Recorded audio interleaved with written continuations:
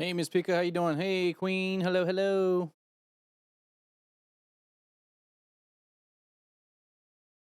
How you guys doing?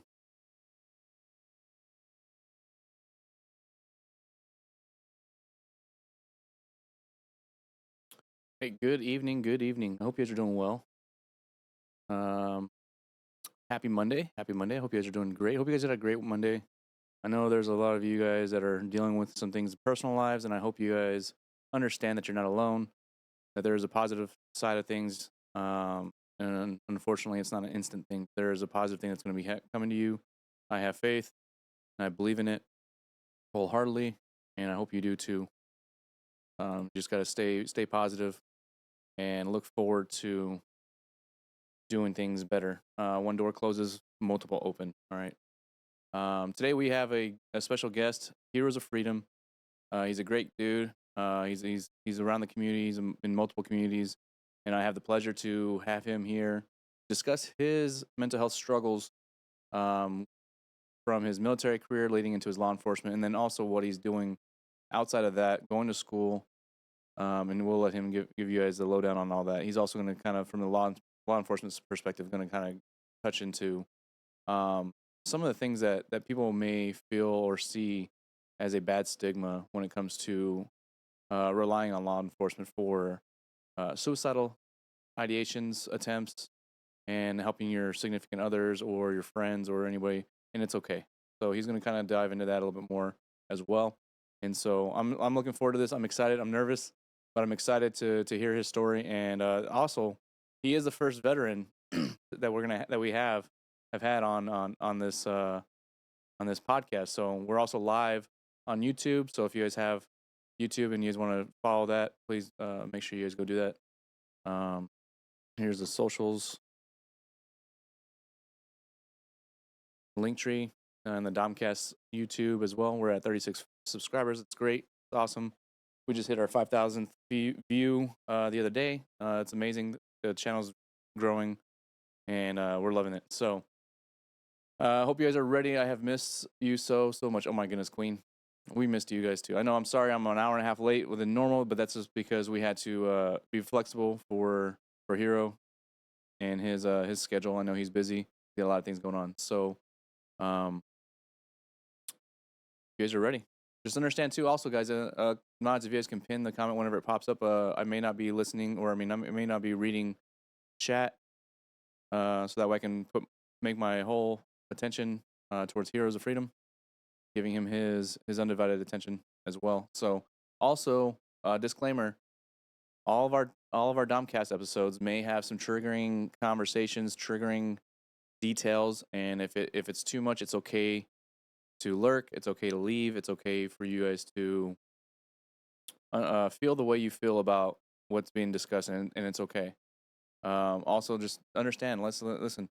No one's alone. We're all in this together. You just have to be able to reach out and involve people to help you think things through positively. Uh, give listen to the advice from their experience or just general advice. Period. That's going to help you get through the day, help you get through what you need to get through, and also make sure you guys do seek professional help. Um, and if you're having any suicidal ideations, please hit exclamation point resource. That should give you guys the numbers. 988 star 988 is a free 24/7 number for suicide awareness and specials or professionals to help you seek the help you need. What's up, guys? How you doing, buddy? All right. With that being said, let's get it over to the podcast, huh? Heroes, man, what's going on, buddy? Not much. Just chilling, waiting Welcome for in, this man. to. Welcome in. Glad to have you. I'm honored. You're our first veteran guest on the show, and I appreciate you being here for Domcast and letting us know what you've been going through and how you've dealt with your mental health struggles throughout the years and what you're doing with it afterwards. So just go ahead and give us a little bit about yourself, what you do, your stream, or even just personal things that you have, wife, kids, stuff like that.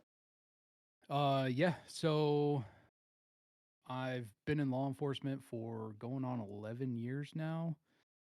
Did 6 years in the army. I have a fiance, so we're getting married next year. No kids yet. Nice, We'll nice. see. I have a fur baby that likes to come on stream from time to time. Yeah, Um, but stream wise, I like doing just chatting streams, kind of giving some advice on how to deal with stress, techniques on what you can do that I've learned throughout my time of dealing with it and everything like that. Um, so I do that from time to time. I don't have a lot of time to stream between school and work. right. But I started going back to school 2 years ago now. Switched my degree over to social work, and I'm looking at getting my LCSW, which is a licensed clinical social worker, to become a clinician and open up my own counseling practice. Oh, that's awesome, man. That's awesome. So let's talk about your military career. So you said 6 years in, and what made you, or what inspired you to join the military, and then what was your MOS that you went into with? So, what inspired me was my grandfather. He was in World War II. He was in the Army Air Corps before the Air Force split off. Um, and then when he passed away, I actually learned he re-enlisted into the army. So, uh, at his funeral, it's a messed up time to do it, but at his funeral, I told my mom he got buried with military honors, Okay, nice. and I looked at my mom and I told her I was like, hey, I'm gonna join the military Yeah. and follow in my grandfather's footsteps. But I guess yeah, he was timing's my everything, right? oh yeah. Oh yeah. So ultimately that made me decide to actually I went into the guard and I planned on being in the guard. I had a whole plan for myself. I was going to go and try to go to ranger school. If I got tabbed, I was going to look at trying to go active duty and join one of the ranger battalions. I eventually wanted to go special forces. I wanted to do all that All stuff. the Who stuff, like all of us kids Yeah. do. Yeah, I was 19. I was in shape. I was dumb. I'm like, yeah, yeah. no. But that kind of got thrown out the window. So when I joined in '08. I I initially joined as a Bradley mechanic. Because they waved 20 grand in my face. I was like, okay, That's well, nice. Oh, did you get it at I'll least? yeah, after taxes, I think it was about 14. Yeah, at But least you yeah. got it. Yeah. I had to fight for the second half Oh, because so ultimately when I got done with my basic and my AIT, I came back to my unit. I was in the 221 Cavalry out of Nevada okay. down in Las Vegas. Mm-hmm. Um, and so they were getting ready to go to Afghanistan and it was only a combat mission. So they weren't sure if they were taking any mechanics or anything like that. So they Right, were asking for volunteers. I'm like, oh well shit. I'll go 19 Delta. I'll be a Cav Scout. right. They're like, well, we don't need Cav Scouts. How about 11 Charlie? I was like, all right, I'll blow stuff up. Yeah. Sure. Bust out So your eardrums. Yeah, yeah. yeah. Yeah, oh yeah. My tinnitus is ridiculous right now. Did you use But the M3 earplugs? Are you yeah, getting a settlement back for that? see, okay, so I thought that was all I BS did and too. everything, and now all my buddies are like, dude, I'm getting a settlement. Yeah, I'm getting one now. Well, I'm not getting one like some people are because like I didn't provide documentation because I don't really Mhm, have anything that's gonna say that like I have tinnitus, but I know I get ringing in my ear every so mhm. often, but nothing in my records because obviously I'm currently still in too, but nothing in my records shows that I have that. And I'm not sure if the hearing test really shows that. It just shows whether you can hear or not, right? And so I Yeah, just told him, I it said, I don't have doesn't. anything VA wise because I've never went to the VA for that purpose. What I was like, but I've been in since 2005. And they're Mhm. like, okay, cool, don't worry about it. So they never asked for documentation, but I'm getting like a $5,000 settlement from it. But I know there's some people that are getting up to Oh, nice. upwards of like 75,000. Ch- I don't know if you might want to click that link, man, and I can probably forward you Uh, and I see if think it's it's too late. closed. Yeah, it's probably too Yeah, I late, think but it's too late. dang, So, man. is what it is. I should get my 10% for my hearing from the VA though. I'm going Yeah. through that claim nowadays. So, Okay. but yeah, so I ended up switching over to 11 Charlie and I stayed in that profession. I was planning on going to Afghanistan and on the very last medical evaluation, they were like, "Hey, you have minor hearing loss in both ears. You can't go." Oh shit.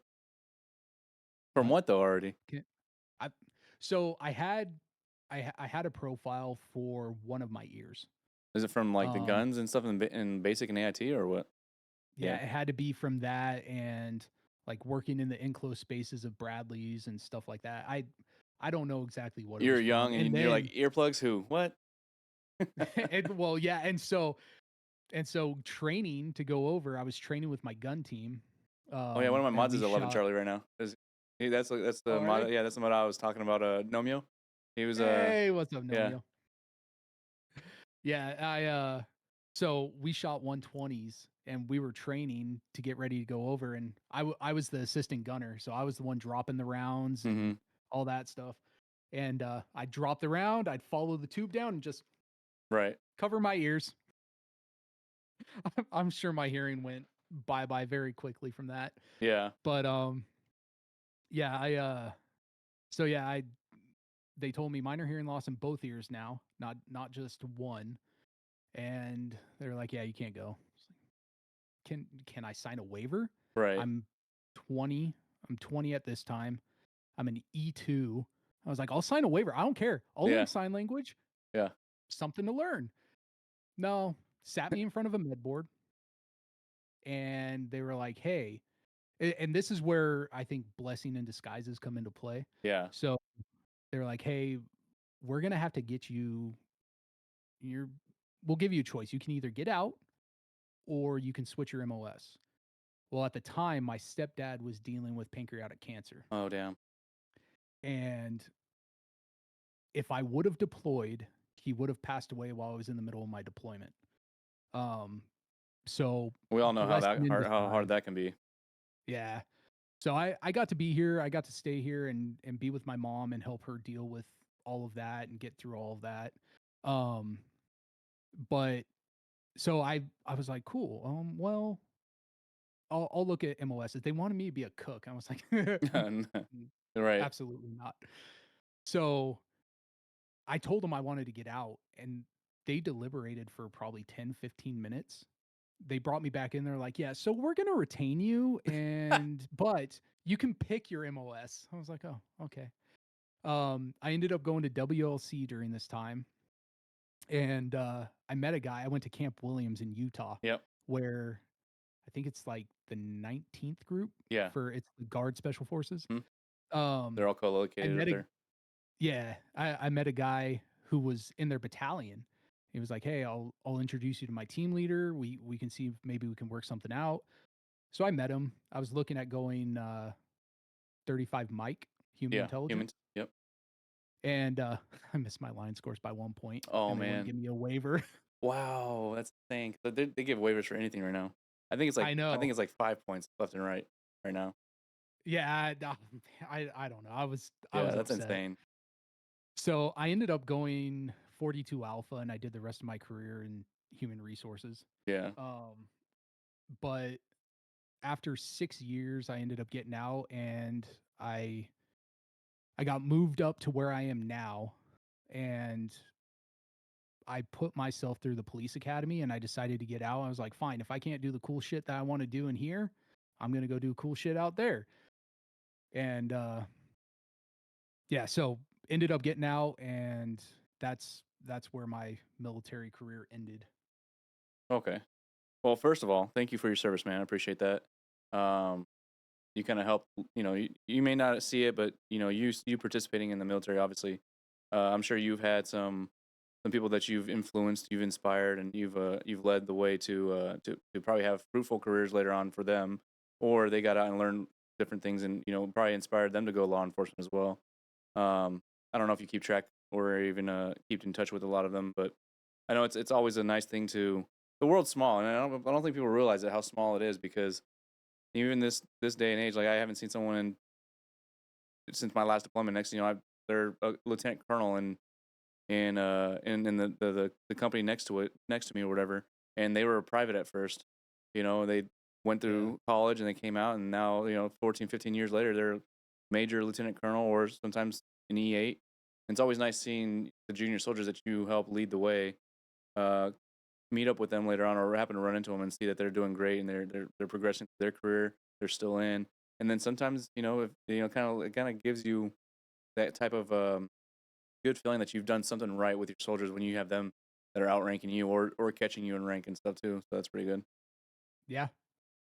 Yeah, you definitely have to look at it that way too. It's one of those where you can't be bitter if they're catching up to you. It's like, well, I did something right to teach them to be able to Yeah. progress this far, this fast, or whatever. I, So, I look at it, it's the same concept as like being in the content creator world. Like, I started 3 years ago amongst some of these other amazing goated creators, and some of them I've surpassed, some of them I've caught up, some of them I haven't even got close to touching, you know. But like I hmm can't look at it as like anybody that started after me. I can't look at it and be like, oh well, why are they doing better than me? Why is this? Why it's the same thing with the military. Why is that yeah, Joe? Like I remember him. He was a little shit that didn't do shit besides sleep in the kitchen during KP duty. Now he's an E7. It's like I can't look at it that way. I gotta look at it like, damn, he's really grown. I'm glad I had some kind of impression on him. I hope, yeah, So same thing with content creating. You can't judge or make be competitive in anything when you see someone doing better than you. It's just maybe it's their time or maybe they just had a better creative thought that they did it and you know congratulate them. Why not, right? It's just I think there's a yeah, lot of negativity that really stems from a lot of different things, but you can see how there's a lot of comparisons in different fields, not necessarily just the content creating world or the internet industry, or you see it in banking, you see it hmm in trucking, um, military all the time. So it's awesome to see people grow and succeed and improve on things. yeah, 100%. I agree with that wholeheartedly. Right. So how long after the military did you take time off to kind of reevaluate what's going on, kind of, or did you just jump right into? Did you go a part of that PAYS program, or was it something different, or did you just kind of just jump into the law enforcement right afterwards? Which program? There's a PAYS program, PAYS. I can't remember what it stands for, but basically, when I signed up in '05, there was a program that they were doing where basically you basically had almost a free ride into a job that they selected for you for whatever reason. I don't know how it really worked. There's like part of your contract is like I had mine was like to be a lieutenant in law enforcement for I don't know if it's Phoenix PD or somewhere else, but basically I just had to call that recruiting number for that law enforcement agency, like, hey, I'm private so and so, I have you know I'm supposed to have an interview with you guys, or it's not guaranteed, but it's kind of like your foot into the Yeah. door. But I never took advantage of it. I probably should have. I probably could have, but I didn't. I didn't No, I really think never of even anything of heard of it. that. Yeah. It's crazy. I think it was one of those green to gold type of things, probably, because I think I had signed up for like green to gold. Like eventually I was going to go to college, and then, but it just the stars didn't align. I ended up getting deployed about a year right after AIT.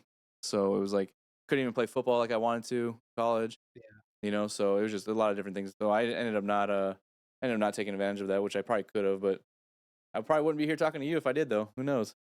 Nah, We probably yeah, would have ran you into you each other never somewhere know. else.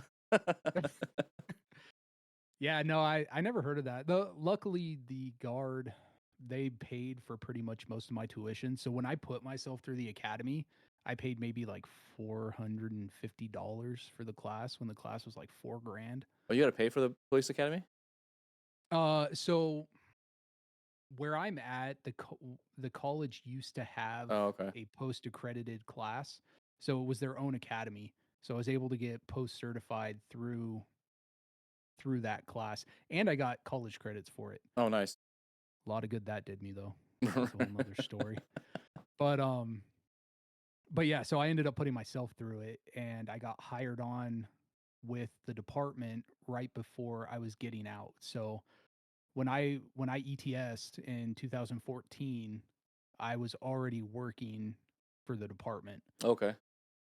So yeah, I transitioned right into it and I started working there July of 2013 is when I got hired on uh with the agency that I'm with now. Okay. Nice. So,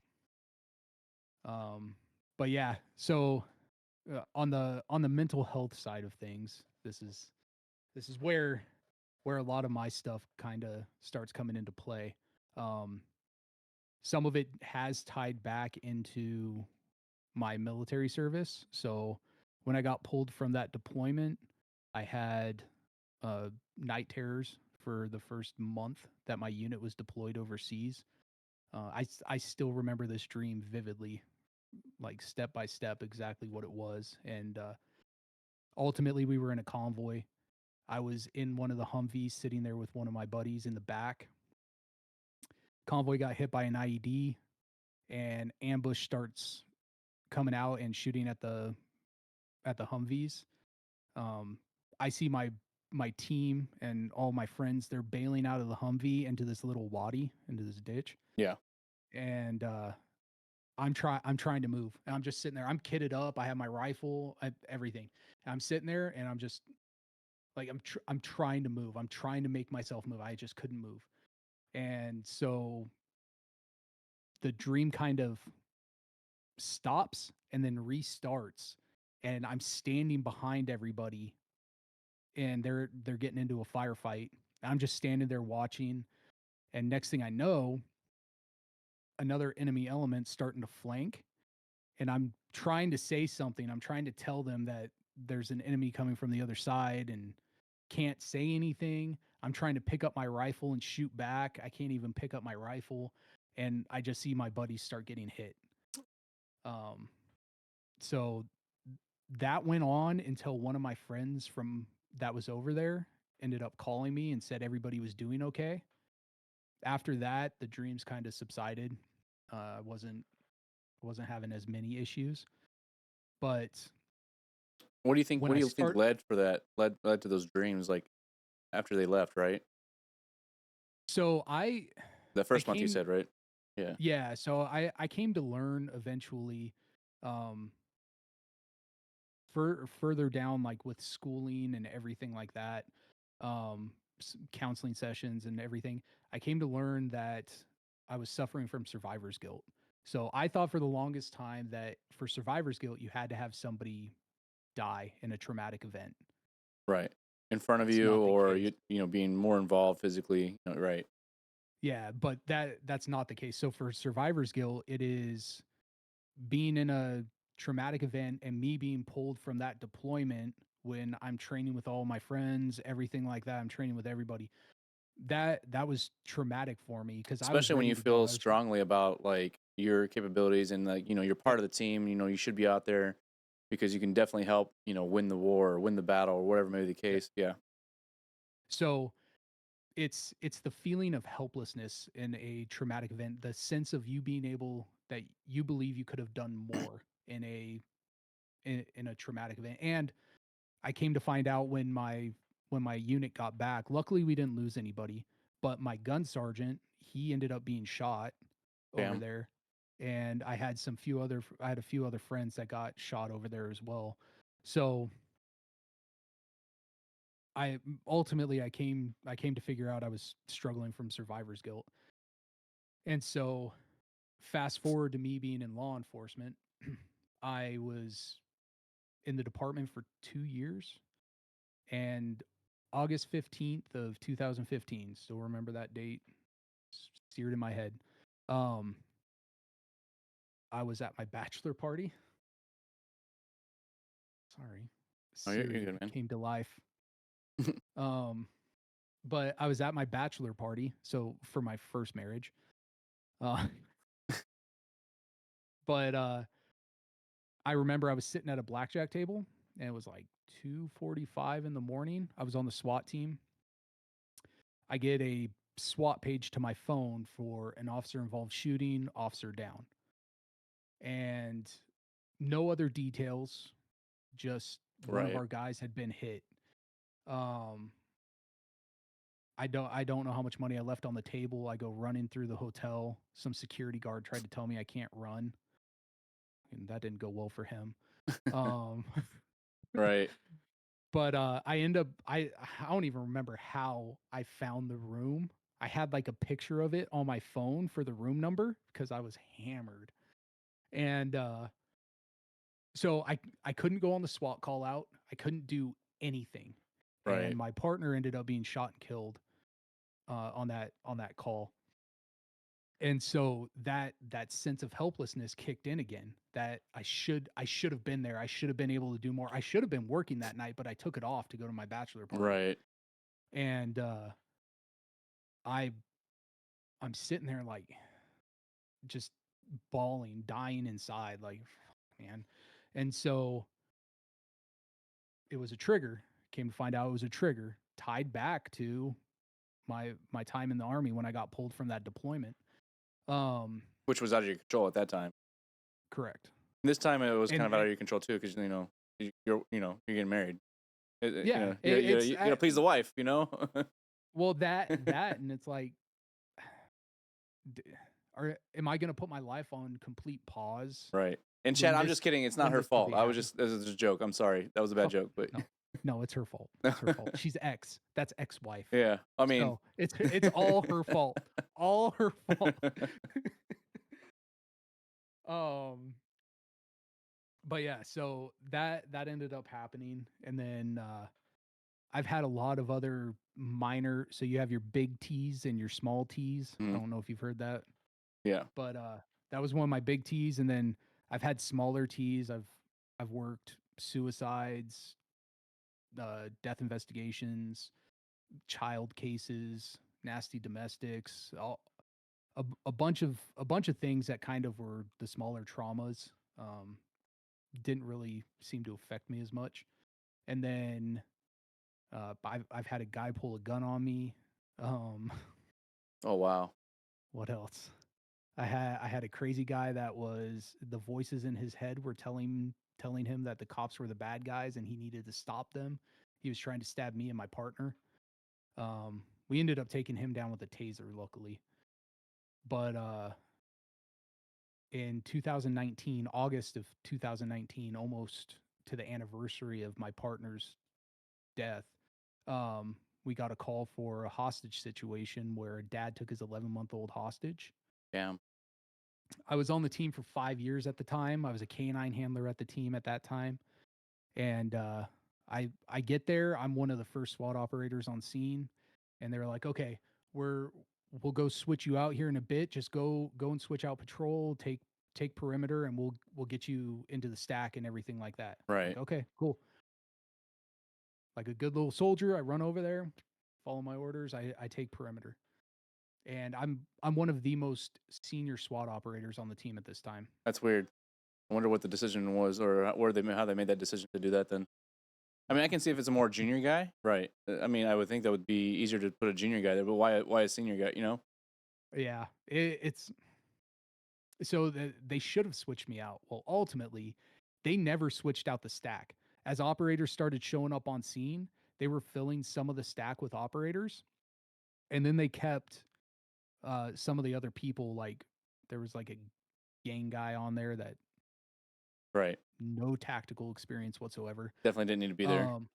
No, like hostage rescue, it should be all SWAT. Right. Sorry, that's like your Super Bowl of call outs.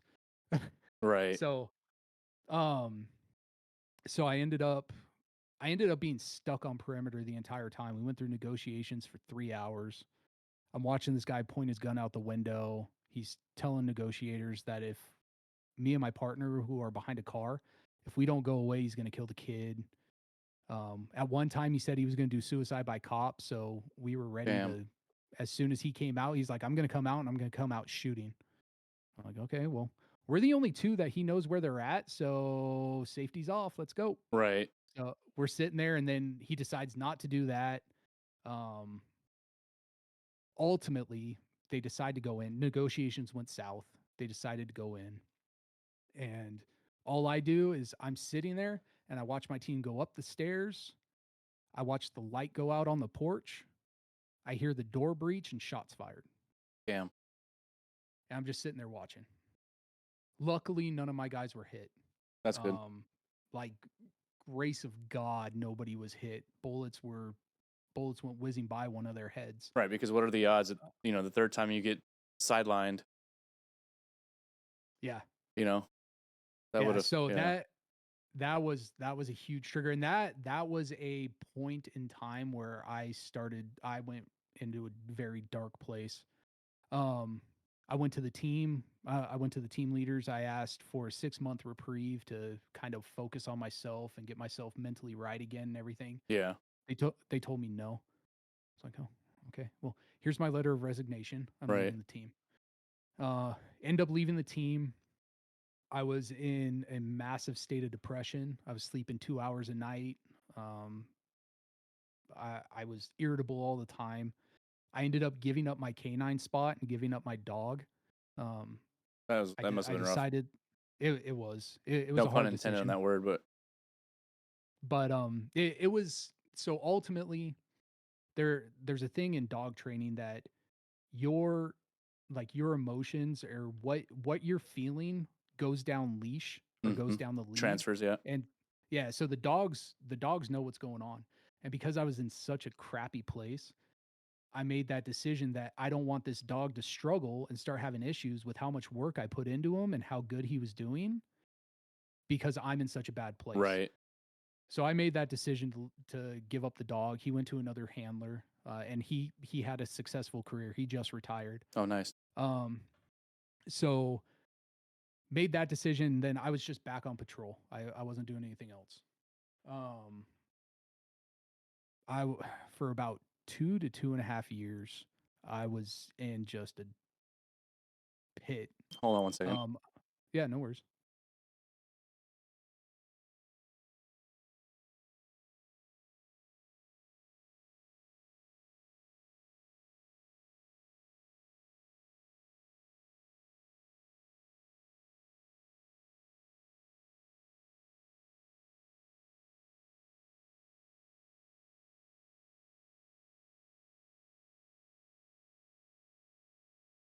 Okay, there we go. My wife's cooking, and it's the fire alarms with her are very sensitive, so I didn't want it to come through here.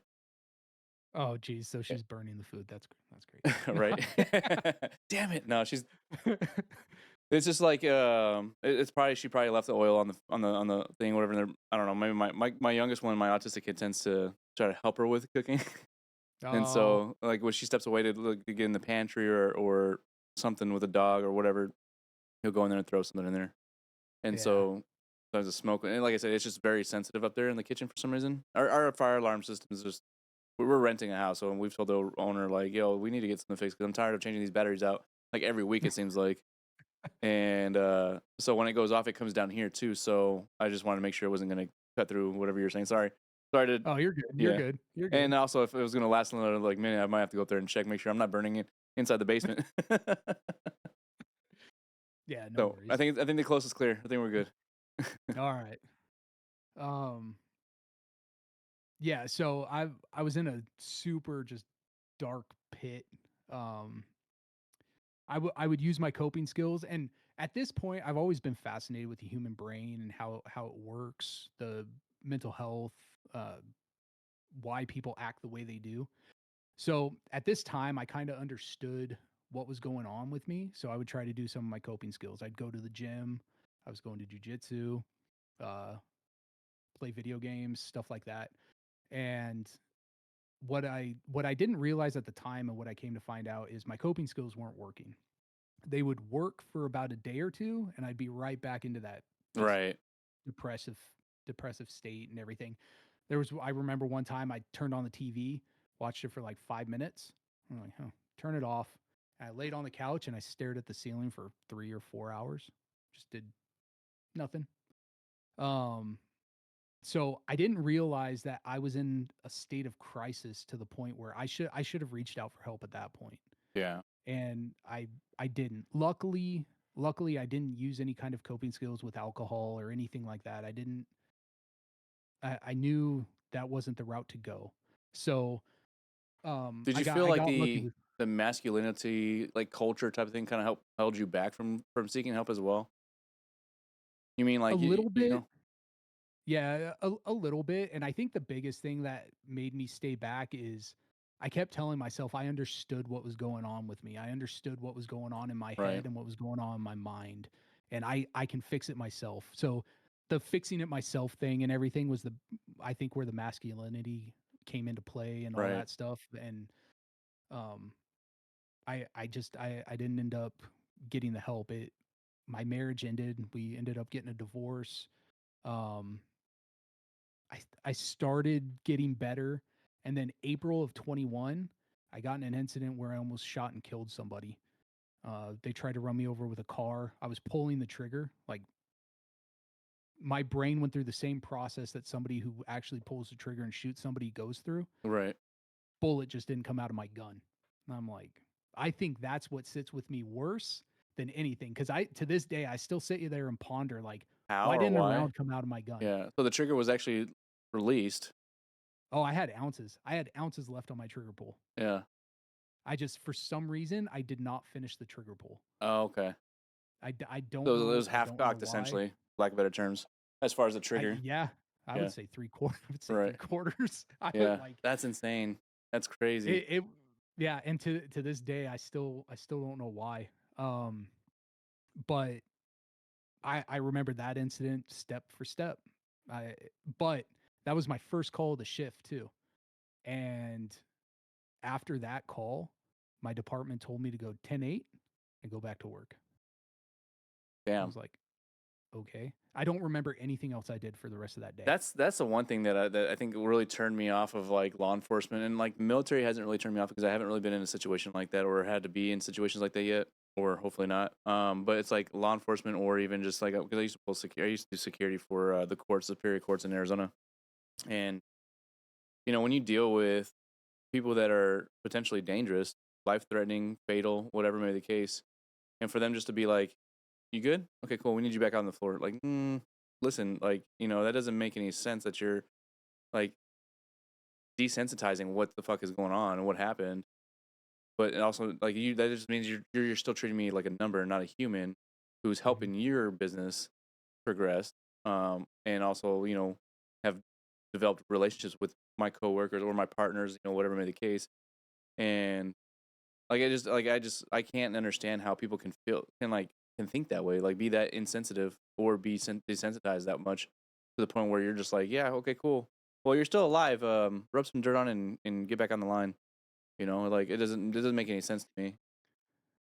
Yeah, it was actually very surprising to me. So I I went to work, but after that incident, that's where the path that I'm on now and everything, my entire view on what I want to do, the kind of person that I truly am, that everything changed that day. And I went to, so we have some social workers that work at our department. Hmm. I went to one of them. I was like, I straight up asked, I was like, I need help. And so she ended up calling around. She got me in touch with a therapist out of California. And I guess she was like renowned for first responders Nice. on the West Coast.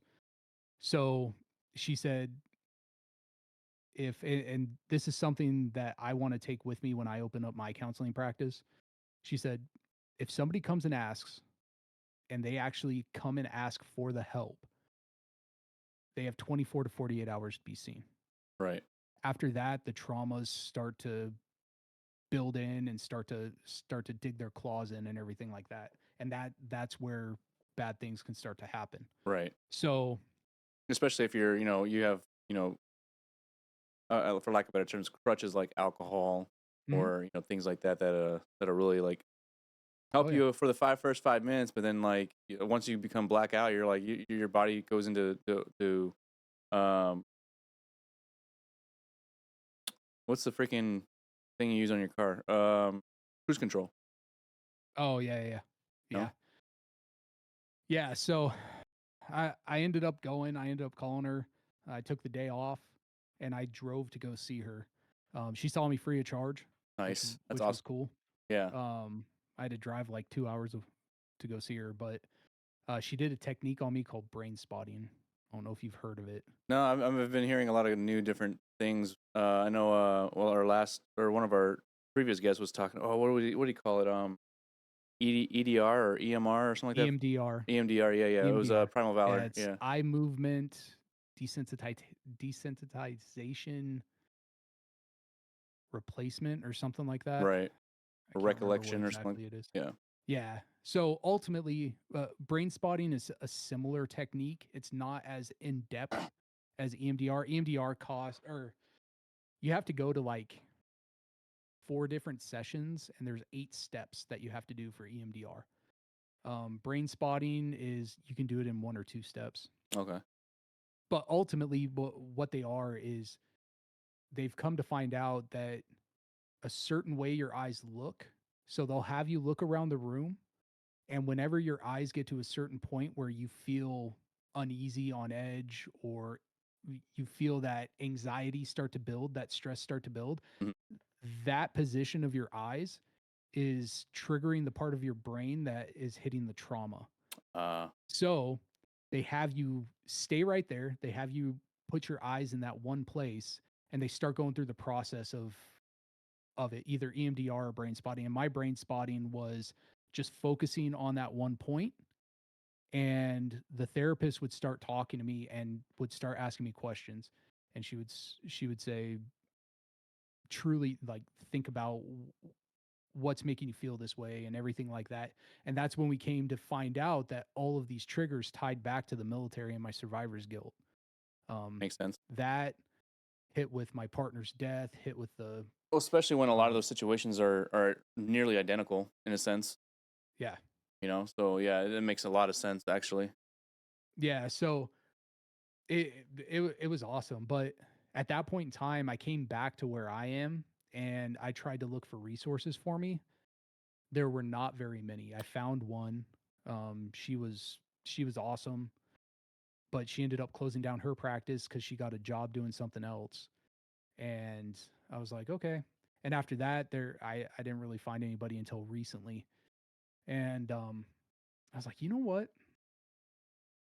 I'm gonna go back to school, and I'm if there's no resources out there, I'm gonna do it myself. Right. So I decided to go back to school to get my clinician's license. And my primary focus is going to be PTSD and substance abuse for veterans and first responders.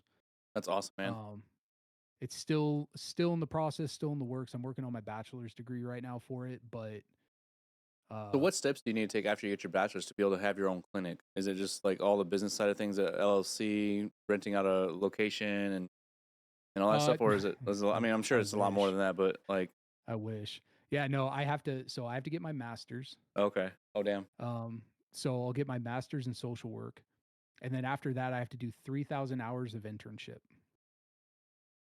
and I have to do that in 2 years. I guess there's no more COD then, huh? Because you know that 3,000 hours you put in the last 3 years. Just kidding. So so once I do the 3,000 hours, if I get it done within the 2 year time frame, I can take my I can take my licensure exam to get my clinician's license for the state. Once Okay, I pass that exam, I'll be a licensed clinical social worker. And as that, I can then run my own practice. I can diagnose people with mental health disorders.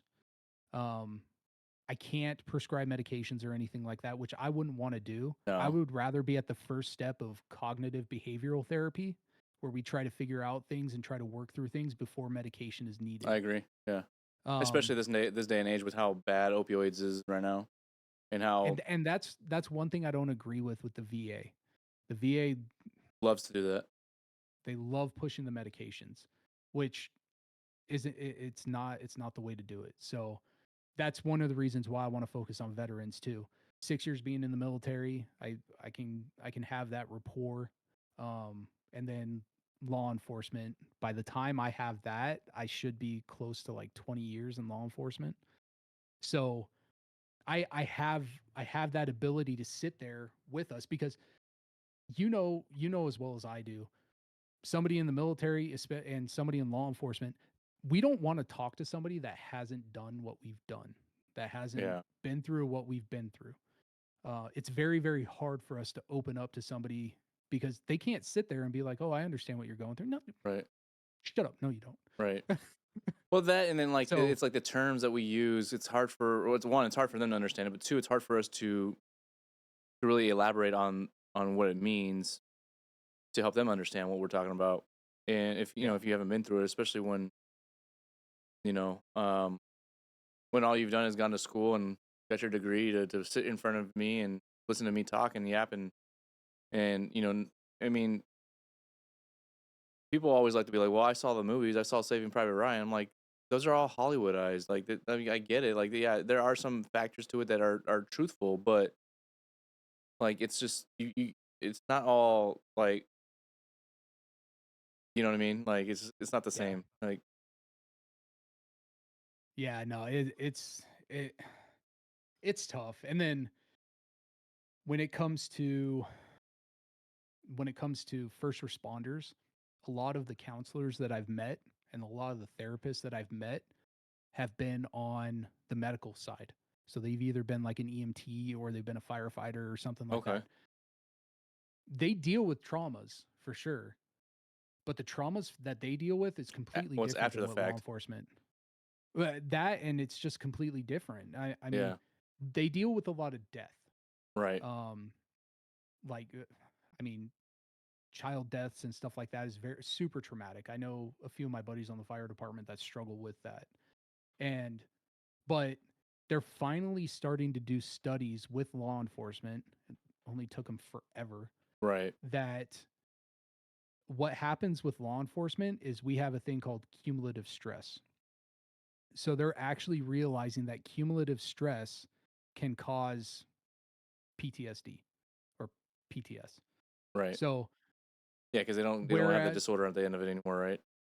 uh Depends on. I, Yeah. for me, you you don't technically have it as a disorder until you're diagnosed with it. Oh, right. That would be my philosophy on it. But yeah, there's people that it's like PTSI is what they're calling it now. Mm. Um, it's like post traumatic stress incident or something like that. But ultimately, they're starting to realize that after we deal with a critical incident or stressful call or anything like that, we don't have time to decompress. We don't have time to Right. reel ourselves back in. So our cortisol levels throughout our entire body are going up. It's your stress hormone, and it's horrible for your brain.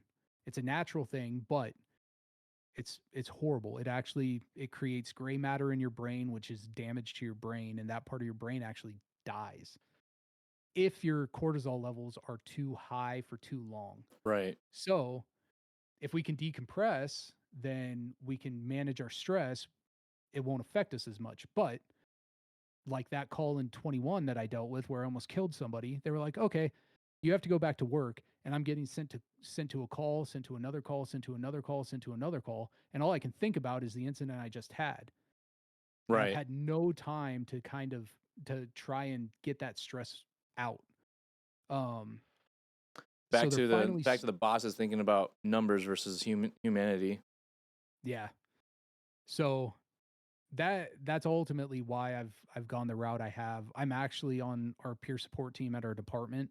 We finally started one, but so I'm helping the younger generation come in. I'm like, hey, these are the things you need to focus on. Forget this place because this place don't care about you too. Right. Focus on you. Focus on your relationship at home. Focus on everything that you can control and that you can handle, because that is what is going to make you happy. This job ain't going to make you happy. There's times where you feel good, you save a life, you do something like that, you feel good about it. Goes away. Yeah. So, um yeah, so that's kind of a shorter, I guess a shorter version. No, that's good though. At least you're part of the peer group over there. That means you're gonna make a lot more headway with maybe helping have more influence on like, hey, that officer just went through some shit and you're sending him back on the line. Like, fuck that. Like, let's bring him back in. Let's get him some counseling. Let's send him home. Let him decompress a little bit. I think that's gonna be a big step for you to be able to, because if you think about it, I think a lot of things too. I think a lot of things you deal with is, and you don't seem like you're the kind of guy that gets pushed around, but you're also still in that mindset that the army teaches us. Like, hey, when someone's superior to us, tells us to go do something, we go and do it. No ifs, ands, or Mhm. buts. And you came in around the same time I did, and that's basically what it was. Nowadays, soldiers come in now, and I'm sure officers the same way. We got these NCOs that are like, hey, go do this. They're like, but why? Yeah. It's like, what the like, no, why? Like, just go fucking do it, and then we'll explain it. We'll talk to you about it later, and let you do, whatever. But then again, I have to adapt to that, so I have to tell them like this is, and it's not like they're like saying why me. It's like it's more like what's the Yeah. purpose for it, right? And a Yeah. lot of times, a lot of the old heads didn't really quite adapt to that or understand that's what it was. They were thinking like every time they said that it was why me? Why are you choosing me to do that? It's like no, it's just they have to have a purpose, and which makes sense. But at the same time, the three events that you had to deal with is like you're basically just following your orders. Well, yeah, orders from the ex-wife as well counts as well too. So, You know what I mean? And like, it's nothing. It's not to your fault. It's just how you're trained, how you're raised when it, in the adulthood, especially early on, really very, um, impressionable. At 19, 20 years old, joining the army, and all you know is like what the drill sergeant did in basic and AIT, and basically it was just like Roger moving, and Yep. I think that I mean that goes to show like it's not. I wouldn't say I wouldn't say that it's a bad thing that we learn discipline. But at what point do we get to the point where we're like, yo, I don't think that's right? When do we grow a pair and like speak up, obviously respectfully, but at the same time really be able to be heard? And Yeah. was it 15 years later now you're at a point where you're part of the support group or the peer support group. I think that's your time to shine, to like sit there and be like, yo, we really need to talk to the leads and the boss man to be like, yo, he just got done doing this. Like, what the fuck? Like, we need to be more protective of our guys and their mental health. That's going to help them because I tell my commanders this all the time. I was like, listen, I understand our job is mission first, soldiers, welfare of the soldiers and stuff like that. I said, but why can't we have soldiers first mission, the welfare of the mission? Because if you don't have the soldiers because of mental health, because of injuries, because of whatever may be the case, your mission's not going to get done. So why is it the mission first over the soldiers? And the same thing goes for law enforcement, goes for firefighting, goes for any job. Is like your employees need to become first because otherwise your job is not going to get done. You don't have those employees like you did the first time. You need a reprievement. Denied. See you later. You know what I mean? Yep. Now, did that? I mean, now, granted, in the overall spectrum of things, right?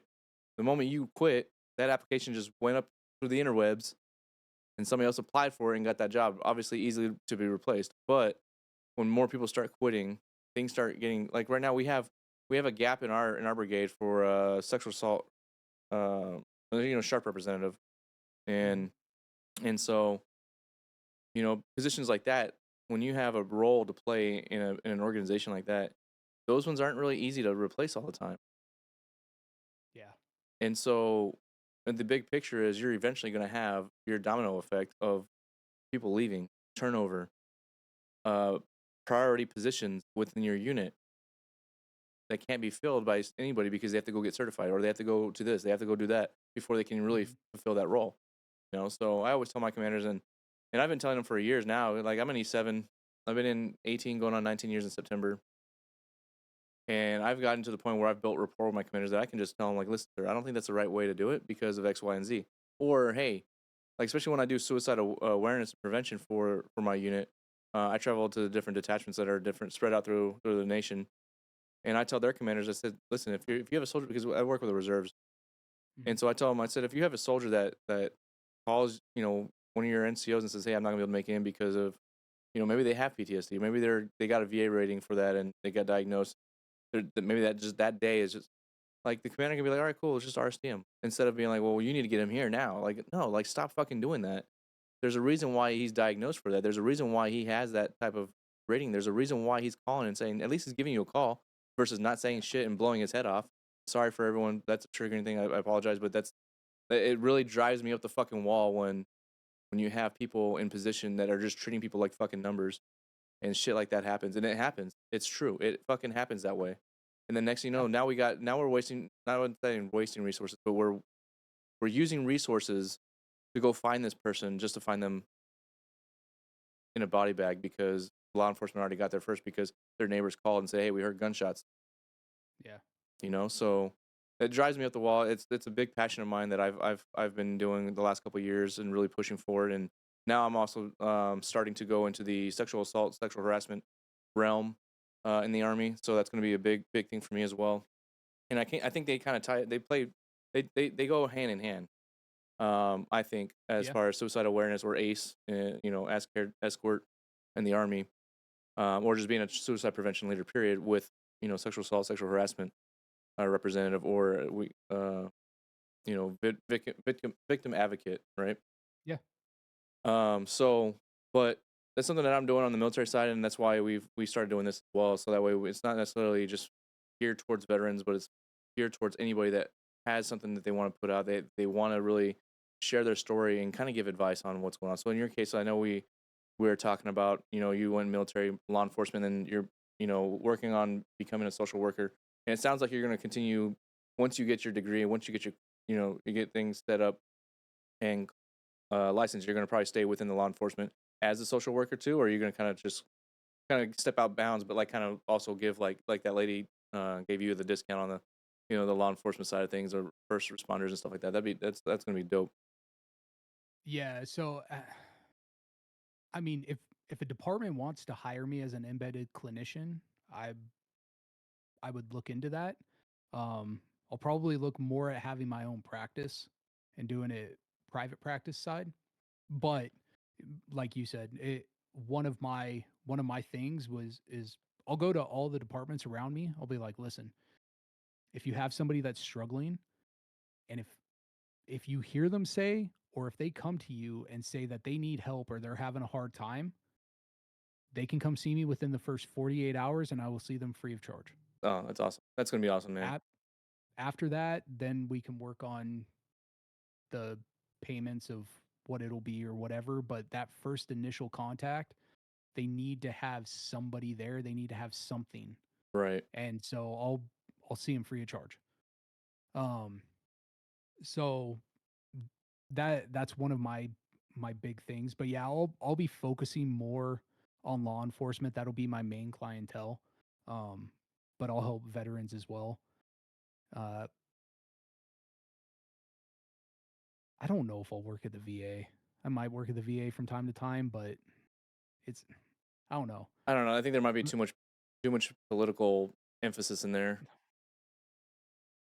Yeah. I hate politics. Oh, I do too. I I stay out of hate it. politics. I'll be honest. Listen, I don't know if Chad knows this about me, but I've never voted. Really? I've never voted. Oh, that's okay. The last election was the first time I voted. Yeah. I just I like quick on the politics part of it. Listen, I just look at it this way. I don't believe in your one vote may count. I don't believe in it. Two, I'm in the fucking military. No matter who gets appointed to be the president, I have to work for them regardless of my stance on whether I voted for them or not. Like, so to me, my vote really doesn't matter. But anyways, anyways, that's why I don't vote. But if you guys vote, that's perfectly good on you guys. I don't judge anybody. I don't care like to hate on anybody for voting whichever way you decide to do it. But it is what it is, right? Okay. So enough of that. So let's go back on to law enforcement side of things. So let's say there's a huge stigma on calling law enforcement for suicidal ideations, suicide attempts, or just seeking help. Period. In that sense, what are your thoughts on that? Is that true that it can be a negative thing because there's record of it? There's this and that or whatever. So, ultimately, I get asked that question quite a bit. I've actually gone on a few calls with veterans over my career that have. Um, so I don't want anybody to think of this and or hear this and be deterred from doing something, because that is not the case at all. If you call the suicide hotline or the veteran hotline, and you talk to them, they're going to talk to you. They're going to try to help you with everything. But if it gets to the point where you are saying that you are going to kill yourself or anything like that, it's a mandatory report. So they do end up calling us and they let us know what's going on. Um, I've gone out with quite a few veterans over the years, and that is one of the questions I've been asked. They're like, "Well, this is going to be on my record." It's not. If you get placed on a mental health hold, it is not on a court record. It is not on your background check. It is not on any of that. A mental health hold is for you to go somewhere safe, and Get the help. we put you somewhere safe and give you somebody to talk to and try to work things out. That is all it is. It doesn't go on a background check. It doesn't go on any of that stuff because it's not through the courts. Us in law enforcement, we have the power to place you on a legal hold. Yeah. I think each state has different requirements of what it is. But majority of the time, suicide is one nationwide. That Yeah. one will be able to get you on that. But That's all it is. It is for us to get you someplace safe and someplace to where you can go and get professional help and somebody to talk to. That so when we come there, it's not because we want to take any of your rights away or anything like that. No, it's not that at all. It's because we don't want to see you do something that is irreversible. Um, I mean, I went I went out with a veteran one time that had attempted it and tried to tried to do it with a shower curtain, and the curtain rod broke off. When I talked to the guy, he had petechial hemorrhaging in his eyes, and so that's how far he was with almost going through with it. And I ended up placing him on a hold. I mean, the civil side of things can be a struggle, but when it comes to any kind, like I said, any kind of background checks or anything like that, there is no record. And on top of it, I learned something new today. the any facility that we take you to, there's HIPAA. So Because those kind of things, unless you are being like criminally charged with something or anything like that, it is dang near impossible to get those kind of records.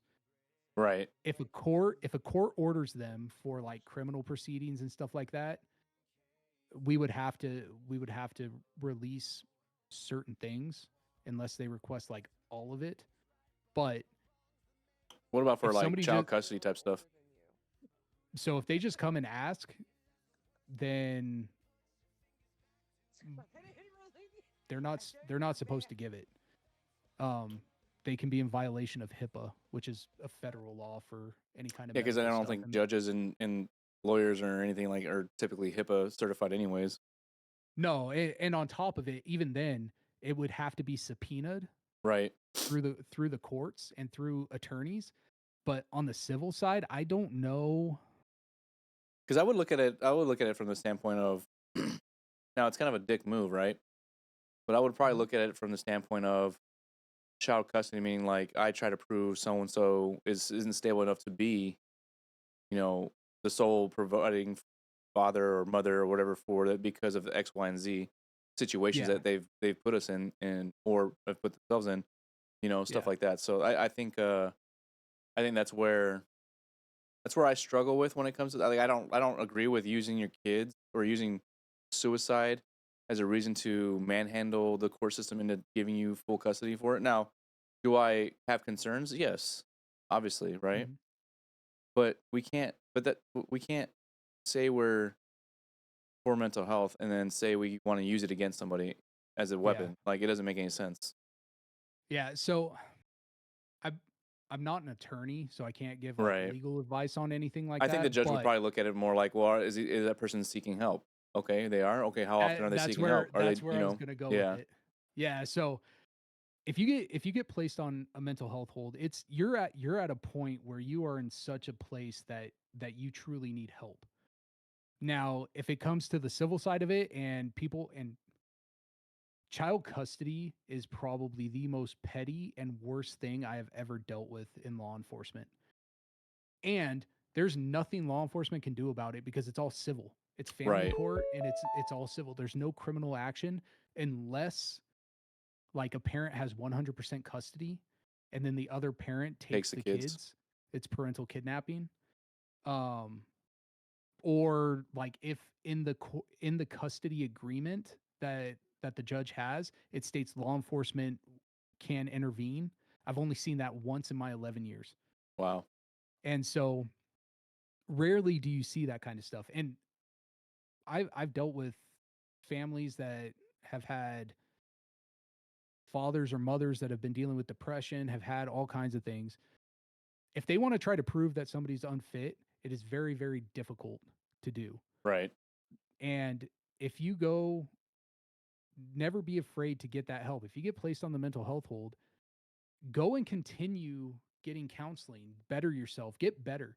If you can prove that you're getting better and that you're doing better and you're working towards improving yourself, I highly doubt the judges are going to look and be like, yeah, Right. you're unfit. Right. No. Who would? What human would look and be like, yeah, no, you're unfit. You're trying to better yourself, but no. Well, the same humans that are sending you guys right back into the line of fire. True. Touche, right? So, but No, yeah, it's I also want to say, like, for it's weird. veterans, like, even if you get on a mental health hold or behavioral health hold, make sure you contact your unit and let them know what's going on, because this way you're self-reporting. They can also provide you orders for however long you're in that facility. Every unit has money for that. Don't let them tell you otherwise. And if they don't have the money for reals, like, they can get the money easily. But those programs are separate fundings, and they always have money in there because it's not always used. Soldiers don't realize it. Now, granted, if you're a reservist, right, if you're there for 20 some days, you might catch yourself being there between drills or whatever. But either way, so the money there, not necessarily just for the initial you getting sent to a facility and you're there for however many days and then you're out. It also includes, your follow-ups, because we can't close out our reports until, you go to a provider and actually says, hey, yeah, they're doing good. They've improved. They don't really X, Y, and Z, blah, blah, blah, whatever may be the case. However they do their stuff. But all the follow-up appointments, you also get paid to do it, get put on orders or whatever. And on active duty, obviously, you're already getting paid every day anyways. But um, the Army has really done a really great job or at least the military. Well, I speak for the Army, but I'm pretty sure all the programs in the military, different branches, are all pretty much the same. But they've done a really good job at defeating the stigma of your career's in jeopardy, you're going to get demoted, you're not going to get the next promotion, your clearance is going to get revoked, and this and all that. There's none of that. So, and I just wish the civilian sector would be more like that. I know that civilian sector can be a little bit more ruthless when it comes to that side of things. As we've, as he's spoken on the law enforcement side of things. But if you're a veteran, you're military, please make sure you coordinate, at least have somebody talk to your unit. Let them know, like, hey, he's been admitted X, Y, and Z. It's not going to go against, it'll go in your record on the military side, but it's not going to go against you. It's just kind of just keeping track. And it's going to help you with the VA later on, I'm sure.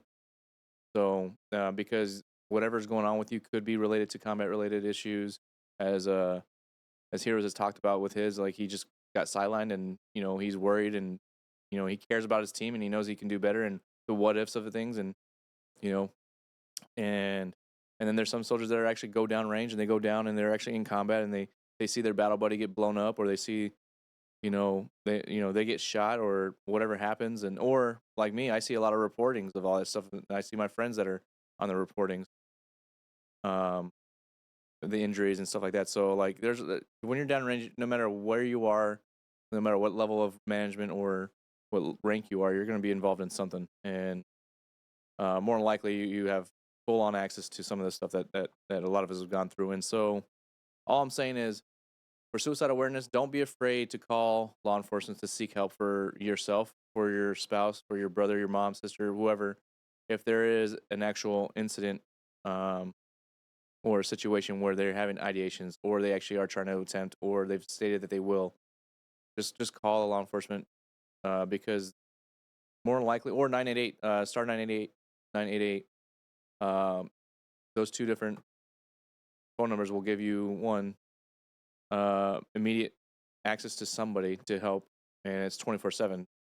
Calling somebody else in your family to help you in all hours of the day is not a bad thing, but you're more likely going to have somebody answer the phone call when you dial star 88 or 988 or law enforcement than trying to call somebody who's probably sleeping in the middle of the night.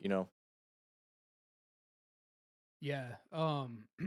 If and so when it gets to the point with law enforcement, I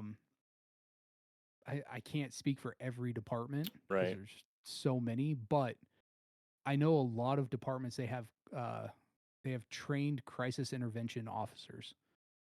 So I'm trained in CIT, and if it gets to that point, you can always ask the dispatcher, "Do you have a CIT certified officer on right now? Can you send them to speak to me?"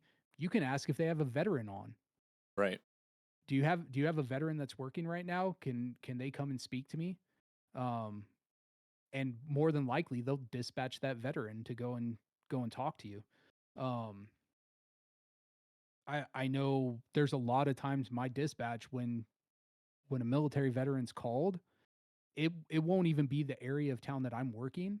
They'll dispatch me to it. They'll call me or they'll send me a message and be like, "Hey, can you go to this call?" Because I'm the only veteran that's on. So they'll send me that call to go and talk to them. That's awesome. So don't be afraid to ask those kind of questions. Be like, hey, do you have somebody that's trained in the crisis intervention? Because they can assess the situation. They can assess how far along you are on thinking. I mean, there's a whole continuum when it comes to suicide and like suicidal ideations and everything like that. Um, and they can assess on where you are on that continuum. Do you need that immediate help, or do you need that person that you can talk to right now, and it'll get better, and we can set you up with somebody tomorrow or the next day or anything like that. Um, it's not we don't just go there to take you and put you on a mental health hold. We go there and try to figure out exactly what's going on, Right. and we try to assess how far do we need to go with this situation. Because there are times where people will call and be like, "Oh yeah, they're saying this, this, and this," and then you get there and they're like, "No, I'm pissed off. I'm angry." Okay, have you had any thoughts today? No. Okay, when was the last time you had these thoughts? Like 2 weeks ago. I'm not really worried about somebody that had thoughts 2 weeks ago and hasn't had one in the last 2 weeks, and they haven't had any today. You can me with my training, I can dig a little bit deeper if I think somebody might be lying to me. Right. Um, just because I can see it from time to time. So, but I mean, if I get there and they're like, "Yeah, I thought about it." Okay. Are you still thinking about it? Yeah. Okay. Do you have a plan on what you want to do? Yeah, I'll do this, this, and this. Okay. At that point, I start getting a little bit worried, especially if they can follow through with it, right? Right. At that point in time, I'm going to be like, okay, I need to take you somewhere to where you're safe and you can talk to somebody. And that's all a mental health hold is. It's like I said, it doesn't go on your criminal record, it doesn't go on your background check, it doesn't go on any of that stuff. It's just us placing you on a hold to get you some help. Right. That's awesome, man. That's good information. I think is going to help a lot of people understand, more to the law enforcement side of things and how they can help with this topic. And it's awesome because I think there's a lot of misconceptions, obviously, with everything that's been surrounding a lot of the law enforcement things going on over the last, I would say at least 10 years. I think it's been like an uprise and some We're all drama. assholes. Huh? We're all assholes. Right. Yeah. I mean, they can say the same about military people too. So, but I mean, no, I appreciate that, man. That's awesome. You have any words of advice or any words of encouragement for the viewers? Unless you have anything more you want to add to your story, because right now it's an amazing story. I appreciate you. I'm honored by you to come on here and freely talk about all this stuff, and also giving the advice and information that you've provided for us as well. Oh, of course. No, man. I appreciate you reaching out and appreciate the ability and the opportunity to come out and come on here. Um, I love giving out this information. I've talked about it on my stream from time to time. Um, and I mean, if it helps anybody, that's why I want to do these. I don't shy away from anybody that wants to do an interview with me. I don't care who they are. I don't care if they're adored, if they're hated. I don't care, because somebody in that chat might take something from this and be like, okay, maybe I need to. Words of advice. My my biggest my biggest thing that I would say is, us as individuals, we really need to learn how to do self-reflection. We hate standing up and looking in that mirror and saying, "Yeah, there is something wrong with me." But what is it? So, you you need to have the ability to look inside yourself, and the time you can look inside yourself and realize what is going on with you is the time you can actually truly start to fix yourself. You can get the help that you need properly. You can understand what that counselor or that therapist is telling you, and you can understand that the techniques that they're giving you to try to get better, and you can apply them to yourself, and make yourself better. You will truly heal. If you get forced into doing something, it's very difficult to get better properly, I guess is a way to put it. Right. But if somebody's telling you that something's different about you and it's somebody that has known you forever, you need to sit back and either listen to them, let them tell you what is okay, what do you see as different? And then you need to sit back and you need to truly evaluate that and be like, okay, oh, I have been feeling super irritable lately. But why? Why is me knocking a fork off the counter making me angry? Like that's something that shouldn't be making you angry. I dropped a piece of avocado the other day on the floor when I was making breakfast for my fiance, and I started losing my shit. I was like, "Why? Why am I getting mad at avocado falling on the floor?" It's a good Well, fruit. it's true, but But you're right. You're right. it's more of I mean, then you look back and you're like, okay, what's going on at work? I'm being overworked. We're understaffed. I'm working overtime 1 or 2 times a week at least. So I'm working 13 and a half hour shifts at least once a week. And so you need to sit back and you need to think, well, what is truly making me? It's not the avocado falling on the floor. That's not. I mean, That's not what's that's a making Mexican me party mad. foul. I'm just saying. I do love avocado. I do. But it's sitting back and looking It's at it. built up. It's Okay, pent up problem, pent up issues that are exactly. internal issues that are like just now finally coming out because of that avocado falling. Because you Yep, feel like you're probably like that could be the first step of multiple mistakes that might happen later in the day because exactly. of yeah. You're sitting there and you're like, oh, that's how my day's gonna start. Hmm. Great. Okay, cool. So now what's gonna go wrong? But you need to think back what has happened that week or what has happened the last couple of weeks and be like, okay, well, no, I had this. I started feeling kind of irritable after this. Okay, so what happened here? Why did this make me upset? And if you can start reflecting and looking at those kind of things, you'll be able to help yourself a lot more. You'll be able to help yourself heal a lot more as well. That's So good. that that would be some advice I can give. That's coaching. Yeah. I can't give any counseling Right. advice. I'm not a That's counselor coaching. yet. Yeah. That is firsthand knowledge that I've had to learn myself. Yeah, no, that's perfect. Yeah, make sure, like, for guys like me, when I look in the mirror, all I see is the dad bod that's kicking out. You gotta look past the layers, all right? Look past the layers, look past the dad bod, look inside internally, all right?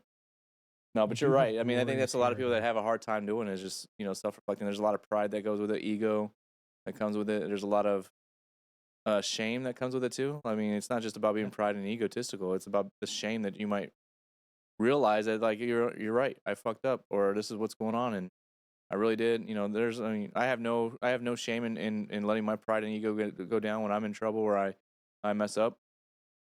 As long as I like I can understand where I messed up at, I'll take the hit. I'll blame myself for it. I'll be like, you know what, you're right. Let's try to fix that. But um, I myself have a hard time self reflecting and seeing if I need help or whatever. I know I talked to one of my mods, Nomeo, the other day. He's like, I feel like I don't know. I've never been, I've never went and got seen for anything in regards to PTSD or anything with my two deployments and, childhood stuff, whatever, which I don't have anything, like, I can't tell you that I've been abused or any of that shit growing up, or whatever. I feel like I had a great, life for the most part, except for, my dad was there, but he wasn't there in a Mm. sense of, he worked a lot too. He was always working. But then I also found out that because my dad deployed 2006, 2007, 2006, 2007 to Iraq, and then I went 08, 09 the next year, or was it 2007, 2008 for him? But didn't realize that he went through a lot of shit, and then like 8, 9 years later, I think it was right after or right before he retired, he was diagnosed with PTSD from his deployment. So my last deployment was 17 and 18, so and Nomio had mentioned, he's like, you probably keep yourself busy because there's probably something underlying in the background that's like really like you're trying to keep yourself busy so you don't think about it, and like it's probably causing you to not sleep as much, and you're just always on the go, and that's probably why you're tired, but then your body can't sleep because so I thank Nomio for giving his advice on what PTSD could potentially be, and I might have to I might have to find some time to really go and maybe get it looked at just to make sure. I also still have 10 years left in the military, so I figured I'm also that guy's like I'm a procrastinator. I think we were talking about this earlier. I wait till the last day to write that fucking paper for the 10? next day. I have 10 more years, yeah, because reserve time. So I have 10 more years to get the active duty pension versus waiting another 25 years to retire or to get my pension if I retire in 2 years. Yeah. Ugh, that's rough. Yeah, I mean, that's fine. I'm still going to be I'm going to be young still. I'm going to be 45, 46 years old when I retire, and I'm going to get a full 28-year service pension. And I won't be at Walmart. I'll probably be sitting right here still. Maybe not in this location, but right here playing video games, you know?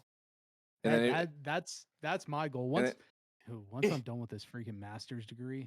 Oh, yeah. And then, maybe occasionally I'll go out and touch grass with the wife and take her to London or something, whatever.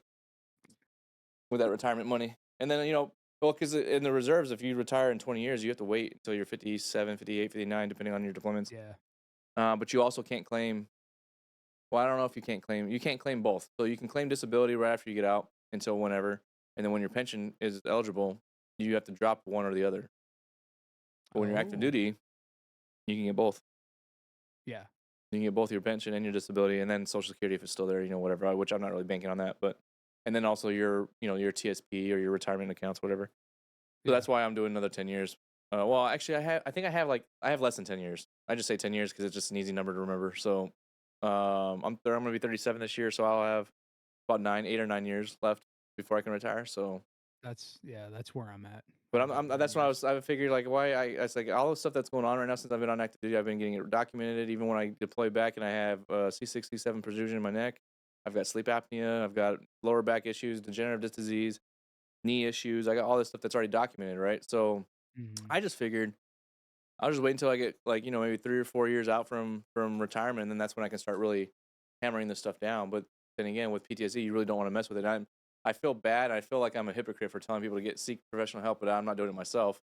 But I also don't know if I have it. I just mean there's symptoms there, I guess, a little bit, but I don't really recall Let like me ask you, you know how long have the symptoms lasted?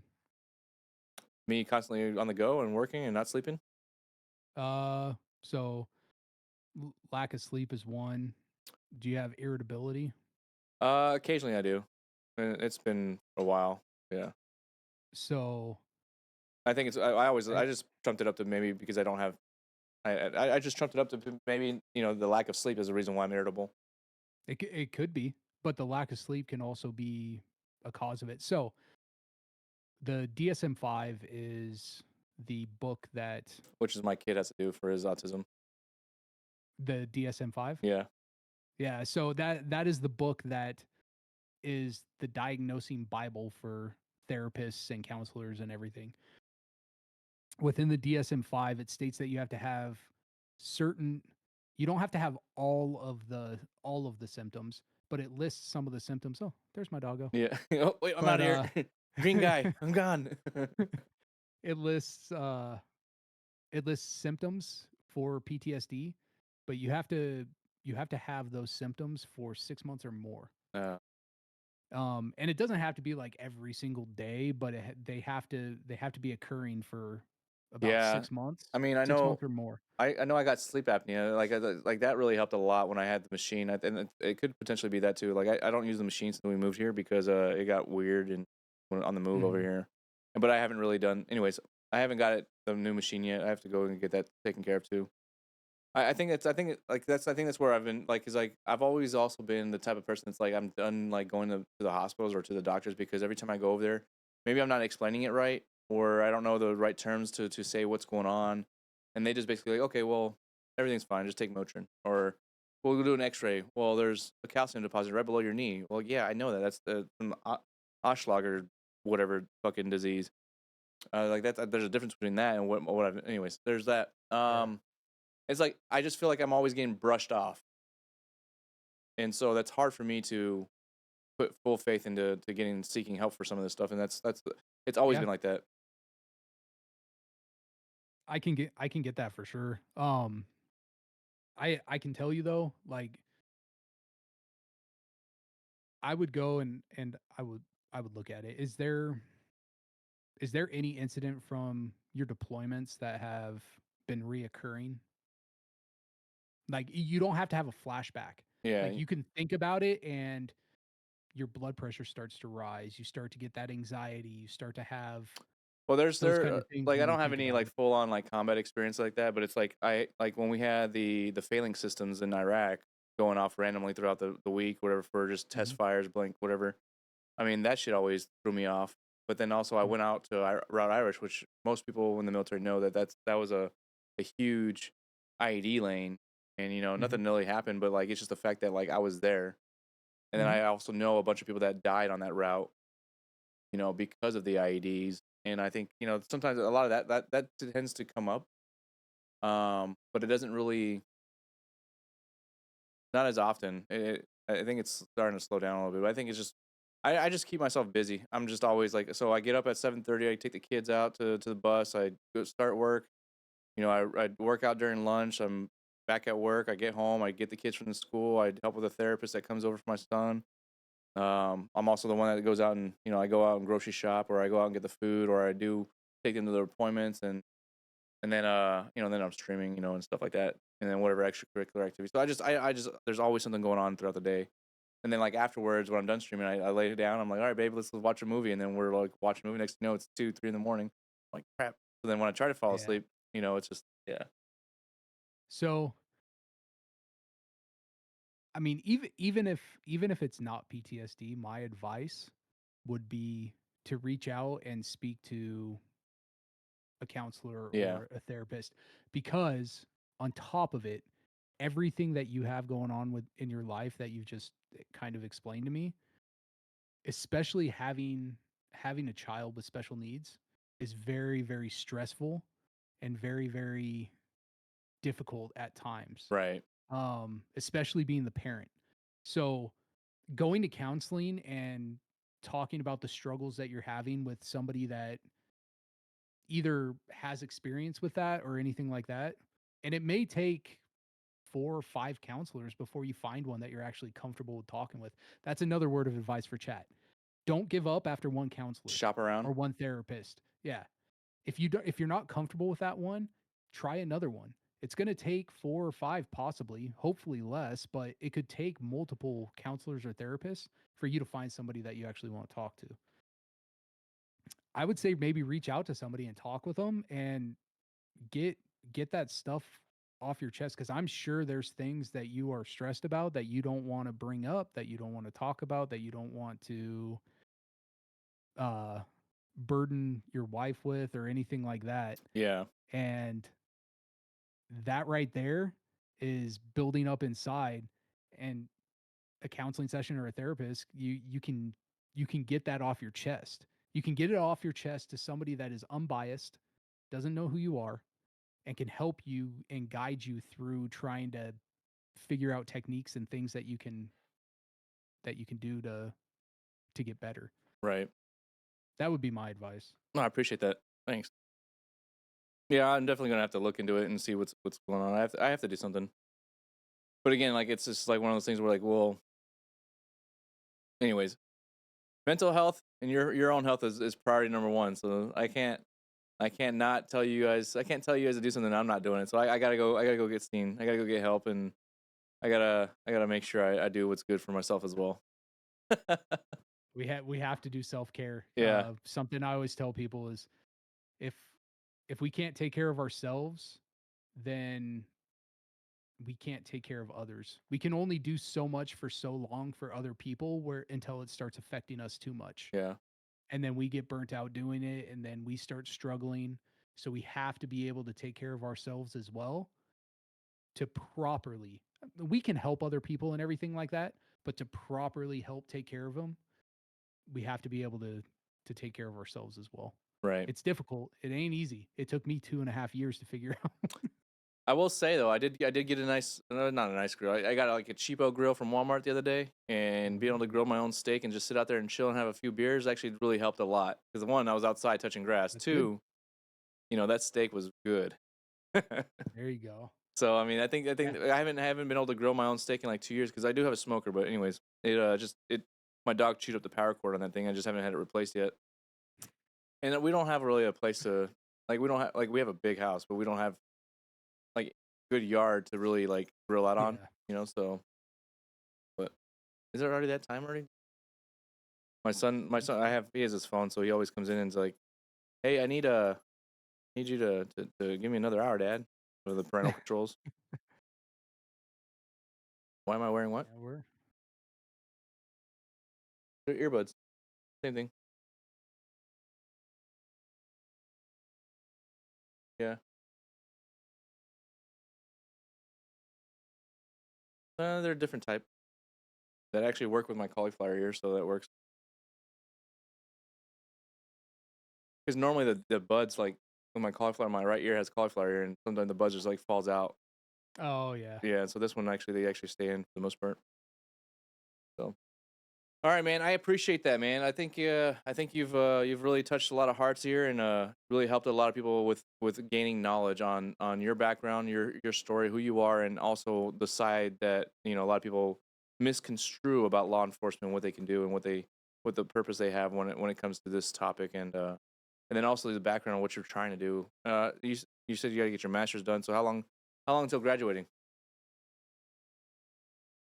So that's where the credits for that post academy where I said that they were pointless. I had to redo my associate's degree when I Oh switched my no. degree.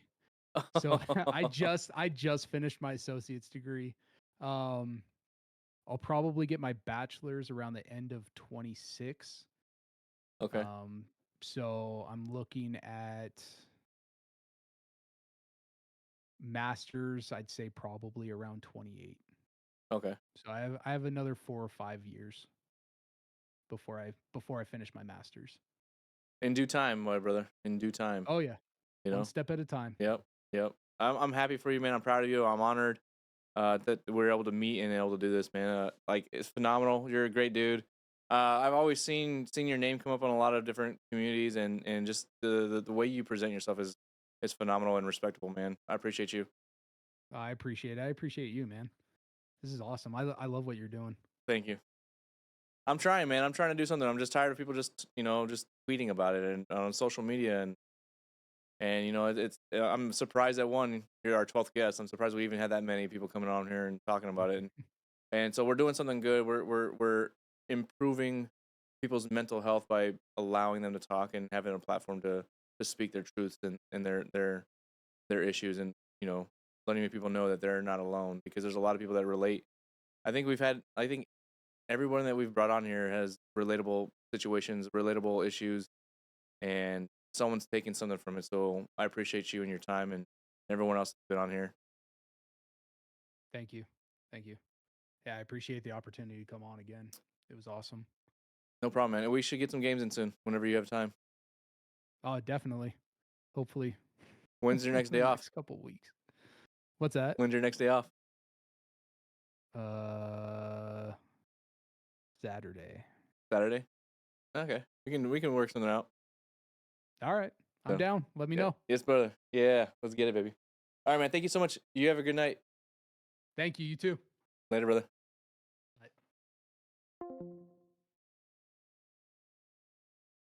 Man, that was awesome. Oh, he's such a great dude.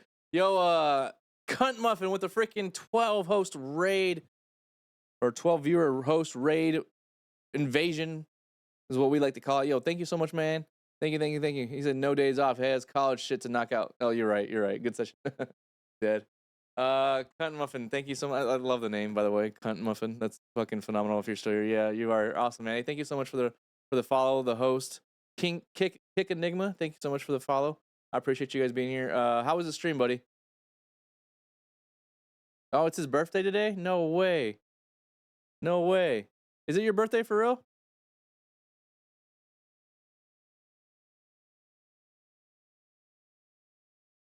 Oh, her birthday? Oh, I'm sorry. I'm a woman, and yes, it is. I'm sorry. I'm so sorry. Happy birthday to you. Happy birthday to you. Happy birthday, dear Cunt Muffin 42021. Happy birthday to you. Cha cha cha. We have no music, but it's okay.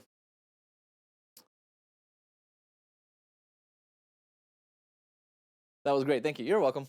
Yeah, everyone in chat. Happy birthday to Cunt Muffin.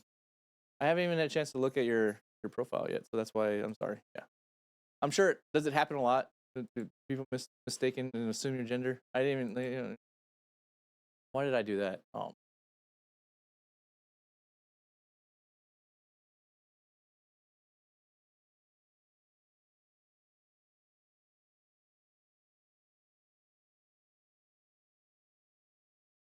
Now I need to fix that. Now I can't see chat.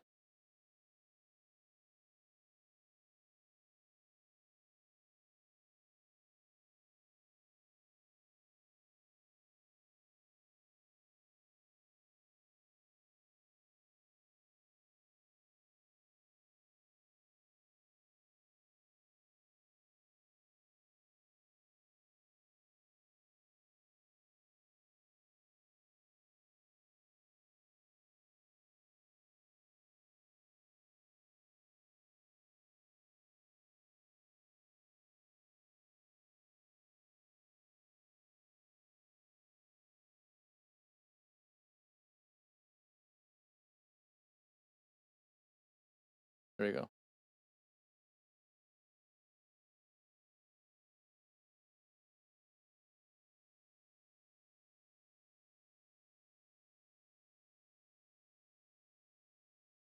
I finished my midterms this week. Sir, leave me alone. I think it's crazy because of my name. Because of my name, people assume I'm a guy, and then I come in with I'm a girl. No, I assume that was the case after they told me that you are not, in fact, a male. So I'm about to almost do that again. I appreciate you coming here with the host, though. How was the stream? What'd you guys do?